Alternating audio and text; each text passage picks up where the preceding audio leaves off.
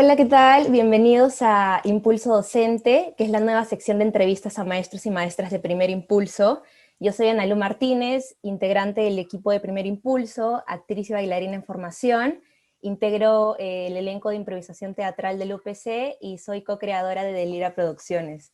El día de hoy nos encontramos con la maestra Carol Hernández, así que yo voy a aplaudir por ella.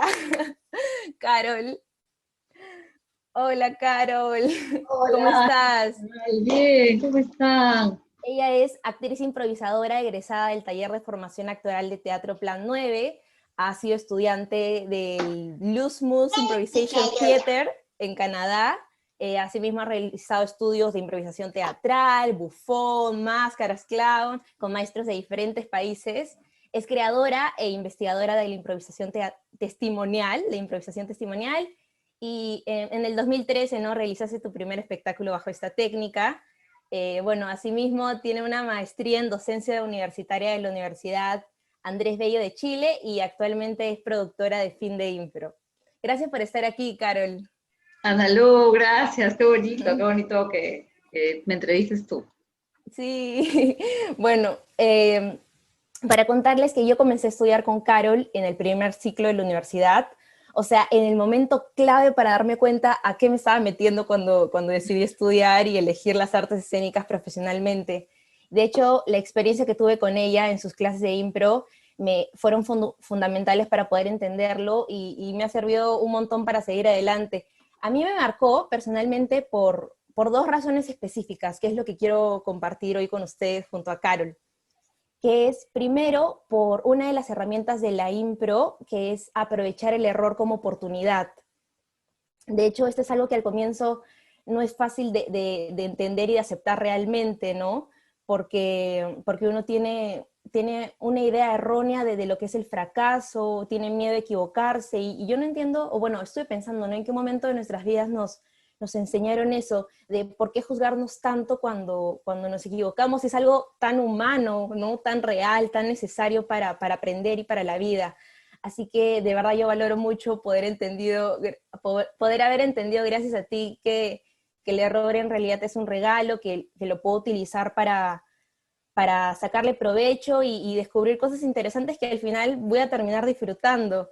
Y bueno, el segundo gran aprendizaje fue la importancia de darme, la importancia de tener en claro la disciplina que una debe tener desde sus inicios en este mundo artístico, que creo que eso encamina todo y lo digo porque tú me transmitiste eso desde el primer momento en que yo pisé la aula escénica y por eso te agradezco un montón. Bueno, ¿desde cuándo aprendemos? Desde acá, ¿no? Desde acá. Hay una cabecita ahí, una cabecita que a esa edad, desde chiquititos, empezamos a aprender que es un error, que si nos equivocamos o no. Y viéndolo ahora que tengo una hija, es la única manera de aprender equivocándose. O sea, la única manera de poder aprender y de absorber algo es absorberlo con todos los sentidos, y es equivocándose. O sea, nos vamos a equivocar en algún momento, y es difícil. Por ejemplo, yo acabo de tener un ensayo para la obra que después hablaremos, y nos equivocamos, pues no, porque nos tensamos, queremos que salga bien, queremos que vaya por allá, queremos que vaya a nuestro modo, y no es así, no es así, es ver qué está pasando y jugar con ese error. Y lo Sí. otro que decías respecto a la disciplina, sí, pues es curioso, porque por un lado te dicen equivócate y nada, relájate y sí, busca, pero por otro lado también yo creo que es buscar, o sea, buscar, tener horarios para buscar, ver, ensayar, ordenarte, estudiar, leer, darle sustento, ver obras, ver ficción, leer ficción, ¿no? Es como, es la única manera en la cual uno puede aprender y avanzar, me parece. Sí, sí, totalmente. Y bueno, yo me gustaría comenzar esto preguntándote, ¿qué te llevó a ser docente? ¿No? ¿Por qué tú decides enseñar y cuál crees que es el mensaje que tú deseas transmitir a tus alumnos más allá de la teoría? Eh, Me hice docente de casualidad, nunca fue, jamás en mi cabeza yo estuve decía, quiero ser profesora, quiero ser docente, jamás. Ah, ya. Comencé siendo así, nunca en realidad. Tampoco dije que no quería, pero no es algo que me, Claro. que me llamaba la atención de chica. Entonces, cuando comencé a los 18, 19 en la universidad, entré a un voluntariado. Yo siempre he tenido esta cuestión del voluntariado muy presente en mi vida. Y nos metimos y eran clases para niños y niñas, de los 3 años hasta los 17. Entonces comencé a jugar con eso, como que a jugar a ser profesora. Ujú. Pero era una cosa así, ¿no? Probar la paciencia y todas esas cosas. Luego, y me comencé a convertir en como en guía. Eso sí me ha gustado mucho, el Liderar. mentoring, que dicen, sí, Ujú. no de mentoring, ¿no? Como que ser mentora, ayuda, guía, esas cosas siempre me han gustado. Entonces, luego me metí a la universidad y me metí en la impro, y después de años, en el 2010 aproximadamente, me propusieron entrar a un taller y dije, ya, para probar, ¿no? Y Enseñando. enseñando, sí, Ujú. como que llevar un taller, o sea, yo dictarlo, ¿no? Dictar. Y ahí fue recién, pero para esto, antes una profesora de publicidad, porque yo estudié publicidad en la universidad, me había dicho para ser su asistente de docencia. Y ahí me gustó, pero como no era lo mío la publicidad, no me sentí tan bacán. Ya. Entonces, y luego ya comencé a enseñar talleres y me di cuenta que me gustaba y me daba cuenta de la transformación que sucede en la gente. Más allá de mis talleres, me refiero a que cuando uno aprende hay una transformación, ¿no? Cuando uno aprende, es curioso, es bien bacán ver a alguien cómo evoluciona o cómo se transforma, porque a veces no necesariamente es evolución, porque evolución suena que antes estabas en un estado no evolucionado y luego evoluciona. No, para mí es como ver cómo la persona en sus diferentes etapas se transforma y saca brillo y aprende, y es una locura, ¿no? Entonces, Sí. recién hace unos años como que la docencia la he tomado como que en serio, que me gusta, que no es que antes me gustara, sino que ya, por algo estudié una maestría para eso, ¿no? Sí. Pero sí, fue sin querer. Y como te decía, eh, tú entonces dirías que ver esa evolución o ese crecimiento de los alumnos es lo que buscas de ellos o lo que te gustaría, pues, conectar de esa forma con ellos, más allá de enseñar la teoría o los Ujú. libros o los ejercicios. Me gustaría que si están llevando un curso conmigo o un taller, Ujú. yo ayude en algo.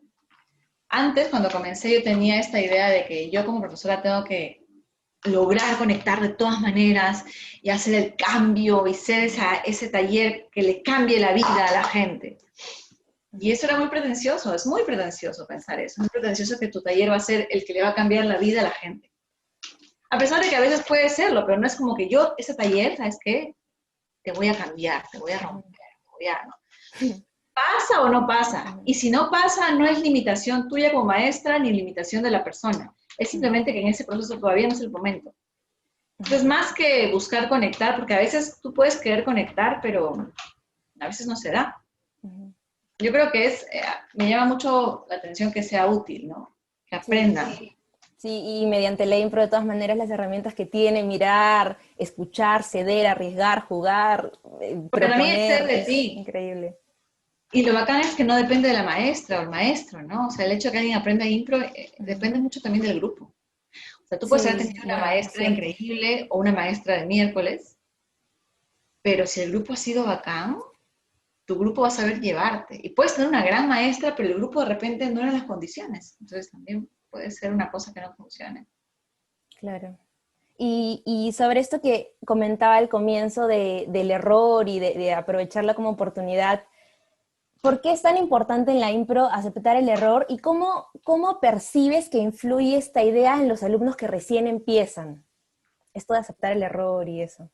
Yo creo que yo no me doy cuenta a veces de lo revolucionario que es. Recién hace poco, cuando comenzó, hace un año y medio, hace un año con la pandemia, no sé, este año me he dado cuenta de lo revolucionario que es decirle a alguien porque cuando comienzan en la universidad tienen 17 años, a lo mucho 18. Entonces me doy cuenta por las caras cómo, cómo pocas veces le han dicho en casa o en su ambiente que un error es bueno. Y a veces, y también siendo mamá, me he dado cuenta que a veces los papás no somos muy duras, ¿no? Y que a veces los hijos también sienten esta presión de, tengo que hacer algo bacán para mi mamá, tengo que ser tengo que hacer algo increíble para mi mamá para que no se decepcione. Y, y no siempre se logra. No siempre como hija lo logras, ¿no? Es mucha presión. Sí. Que no digo que todo el mundo sea así, pero a veces yo veo esas caras. Yo veo esas caras Tienes razón. de chicos y chicas que nunca han recibido, o que muy poco han recibido un, oye, qué bien lo estás haciendo. Es Ah, cierto. ¿qué importa? Rompiste eso, ya fue, hija, ya, vamos. Sí, pues. Entonces, yo recién hace poco me he dado cuenta que esa vaina es muy revolucionaria en un adolescente o un adolescente casi adulto. Porque para Sí. mí antes era algo de la impro, no era algo tan como, ¡wow! Increíble. Cuando lo Ujú, conocí para mí fue increíble. Pero recién me doy cuenta hace poco de la importancia que tiene para los alumnos del primer ciclo, ¿no? Primer ujú. ciclo, ciclos. Entonces, sí, recién ahí me di cuenta de eso. Y para ti, Carol, o sea, para ti, después de ya toda esta experiencia que tienes, ¿cuál es tu concepto de fracaso? Ya ahora, ¿cómo lo ves? Es más, es más común de lo que pensamos. La vida está llena de fracasos. Justo el otro día escuchando a Cristian, hablando de la virtualidad y las obras de teatro, él me decía, ¿no? Como, un ratito, hija, no saca el espejo. Él me decía, por ejemplo, el año pasado hicimos una obra para niños y niñas, y la obra no nos fue tan bien. Y eso pudo haber sido un gran fracaso, ¿no? De hecho, puedes llamarlo así, ah, su qué gran fracaso. Incluso una obra que hicimos para Fernanda, ¿no? Con mucho amor y todo el asunto. Pero la gente no se conectó. La gente no le gustó. No sé si no le gustó, dice que le gustaba, pero no iba. Entonces, eso pudo haber sido un gran fracaso.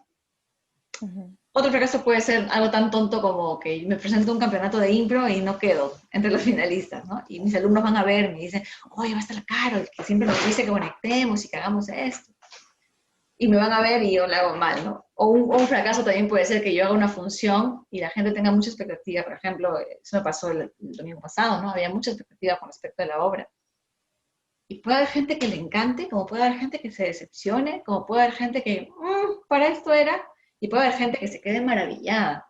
Ujú, Entonces, el fracaso ahora es tan común. Un mal ensayo puede ser un fracaso. ujú, Que tu hija un día no quiera darte una buenas noches puede ser un fracaso para mí. O ujú. sea, el fracaso está a todos lados ahora. Y es tan común que ya, de alguna manera, no es que le pierdas miedo, pero ya sabes que no es el fin, ¿no? Ujú. Y diciendo esto de que es común, de hecho, ¿consideras que es común que un alumno o alumna llegue a su primer encuentro con la impro teniendo una idea como errónea o de darse duro cuando fracasa, ¿no? Y cómo la impro te puede ayudar a cambiar esa perspectiva de juzgarte cuando lo haces mal, porque al final de cuentas sirve tanto para la vida misma, como tú dices. Claro, porque llegas y te equivocas y miras al piso y dices, ay, profesora, disculpe. Y dices, no, no, pero Sí, no pidas disculpe. disculpas.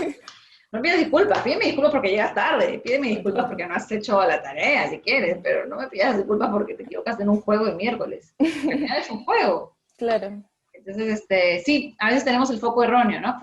El foco en otro lugar. El foco a veces está en hacer bien el juego en lugar de disfrutar el juego. Sí. Y al final el curso que dictamos se juzga de alguna manera por eso, por cuánto te entregas al juego más que por si lo haces bien o mal. Sí, y de hecho me acuerdo, justo estaba revisando mi bitácora y encontré en una de las clases que apunté, ¿cómo puse? Ahí está, puse, debo arriesgarme más y no tener miedo de aportar ideas. Y claro, ahora me doy cuenta, ese miedo no era de por sí a aportar ideas, sino a equivocarme o a que digan, ah, está mal lo que has dicho. Entonces, o sea, ¿por qué me costaba tanto aceptar mi error? Pues porque quería ganar, ¿no? ¿Y quién no quiere? Está bien, es un juego, pero hay que entender que no es lo más importante, ¿no? Y ahora eso como lo puedo entender mejor con las cosas que he ido haciendo. Claro, porque conforme vas creciendo te vas dando cuenta que hay cosas que si, primero que si no hablas, si no comunicas tus ideas, tus ideas no existen. Y luego te das cuenta que la vida no es tan dura como la pintan en el colegio. Creo que el colegio es un lugar Sí, bien el poco colegio, amable. ¿crees? Yo no volvería al colegio. El colegio es bien hardcore, porque si yo me acuerdo de mi colegio y era como que alzas la mano, si te equivocas y dices mal, dicen, no, mal. Nadie te dice buen intento, nadie te dice Nadie, pues, o sea, es es como, cierto. y se burlan de ti, y hay bullying. y el profesor o profesora no se hace cargo de ese bullying. Eso. Hermoso. No se hace cargo de eso, no conversa, no se ve como humano, como humana, no se ve vulnerable. O sea, creo que recién en esta época pandémica estamos entrando a un proceso de vulnerabilidad de docentes y estudiantes, ¿no? Que ves al docente que no sabe manejar y está como, a ver, no, está así, él no sabe, y el docente por primera vez, o varios docentes por primera vez, se están sintiendo como que no saben, y se están apoyando en los estudiantes, y eso es increíble. Sí, sí, de hecho sí. Y bueno, ya para finalizar, nos gustaría a todo el equipo y toda la comunidad que nos cuentes alguna experiencia de aprendizaje que te haya ayudado a ti a crecer como docente. Una experiencia de aprendizaje. Que Yo recuerdes. recuerdo muchas, son varias en realidad, son varias. A ver, voy a hacer varias al tiro. La primera vez que fui a una clase como voluntaria, me tocaba cuidar a los niños de 6 años. Había un niño muy movedizo. Entonces mi reacción fue, Jonathan se llamaba. Jonathan, siéntate. Jonathan, molesta, ¿no? Muy molesta. Uh-huh. Y de repente un pata, voluntario ya de años y con una experiencia increíble, me dijo, no, Jonathan, ven, da 2 vueltas al patio, por favor. Y dije, ¿qué está haciendo? Les va a dar más energía. Entonces, fue, el niño corrió 2 vueltas al patio porque era súper eléctrico el niño, regresó cansado, ¿estás cansado? Sí, ¿qué te parece si sientas y te descansas pintando? ¿Te parece buena idea? Sí, se sentó. Y eso para mí fue como, dijo, no ganas nada presionando. Y yo soy una persona que presiona, yo sé que soy así. Entonces, pero como docente es como que a veces quedarte callada y esperar y ver y entender cuál es el proceso de cada persona, porque cada persona es distinta y a cada persona no le funciona lo mismo. Sí. Eh, y otra cosa que me ha marcado y que me marca es el ser mamá, ¿no? Porque tienes una persona que es... Que va a aprender de ti desde cero, ¿no? Sí. Y que simplemente es estar ahí alerta, acompañar. Porque hay cosas que va a aprender contigo porque tú quieres, hay cosas que no va a querer aprender de ti. Uh-huh. Y hay cosas que va a aprender sola. Y no sabes cómo. Un día va a llegar y te va a decir eso. Dices, ¿dónde aprendiste esa palabra? El aprendizaje es tan libre que pretender que la docencia sea como la guía de la vida, o decir que los docentes somos los segundos mamás, es mentira. No somos nada que ver. Somos personas que están ahí facilitando el aprendizaje, pero al final quien dirige el aprendizaje son los estudiantes. Uh-huh. Ellos deciden, ustedes deciden qué hacer. Qué sí. Bueno, muchas gracias, Carol, por haber estado aquí. Yo quiero contarles antes de terminar esta entrevista que fui a ver no, porque es desde mi casa, pero vi Diario Amar, que es el proyecto de este formato de impro testimonial que trabaja Carol, que ella lo viene investigando hace ya varios años. Así que queda una función que pueden ver este domingo a las 3 de la tarde. Cuéntenos, Carol, un poquito de esto y invítanos a todos. Bueno, nada, que estamos en la versión desde casa. Me gusta pensar que Diario Amar no es como, voy a ver Diario Amar virtual. No, es la versión desde casa. La versión desde casa es distinta a la versión que es en vivo y en directo físico, en el mismo espacio físico. Es otra cosa. Es totalmente adaptada. Sí, claro. Incluso ni siquiera diría la palabra adaptada, es redefinir el formato. Porque hay cosas acá que no tenemos en el teatro físico, sí, y cosas en el teatro físico que no tenemos acá. O sea, hay cosas que puedo hacer acá que no puedo hacer en el teatro físico. Cierto. Y es todo un trabajo que ustedes han tenido que ahí explorar, ¿no? Sí, estamos los domingos a las 3 de la tarde, y eso, escriban impro testimonial, o por ahí de repente ponen los datos, ¿dónde puedes escribir? Sí. Sí, síganla en sus redes como @impro-testimonial, igual lo vamos a dejar todo en la descripción. Y bueno, muchas gracias, Carol. Muchas gracias por estar aquí. Gracias a todos los que han visto este video. Gracias, Ana Lu. Muchas gracias a todo el equipo. Chao.